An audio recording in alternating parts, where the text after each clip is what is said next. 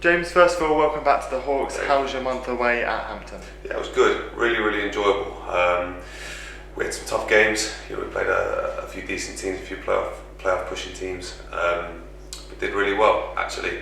Took a little bit, obviously, of time to integrate into the group, as it always does with any new changing room. But the boys were incredibly welcoming, staff incredibly welcoming, great fan base, and thankfully, could repay them with a couple of goals and leave off with back-to-back wins. So I had a great time. Last month. A massive thanks to Gary, massive thanks to all the staff and all the boys. It was fantastic, but good to be back now.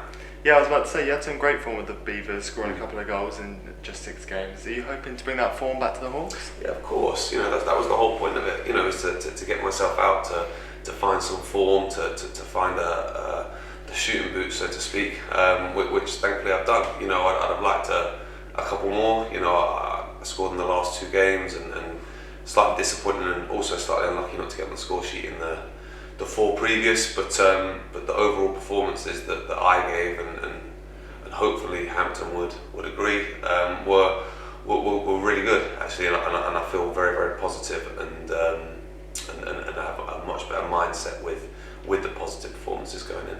And now you're back, are you happy to link up with Paul Dozzo ahead of a late playoff push as well? Of course, yeah. I've been obviously keeping tabs on the results, watching the highlights. I had a couple of Saturdays off where I was able to keep up with the games live, and the difference is massive. It's taken us from a place where we weren't really in contention for the playoffs, and now all of a sudden there's a game in hand, and there's points to be got to take us into those playoffs, and there's 10 games left. It's crazy how quick the season goes, but we're 7 weeks away, we're 10 games away from finishing the season, and everyone at the club, including the fans, all want us in the playoffs, and there's a feeling in the changing room after the last few results that's something we can definitely achieve. And I was actually about to mention that. What is the changing room like, and how much does that affect you now you're back, and is it really positive? Of course. Well, it's almost like it's ironic the sun's out, and the changing room is sunny as well. Like it's a really positive vibe.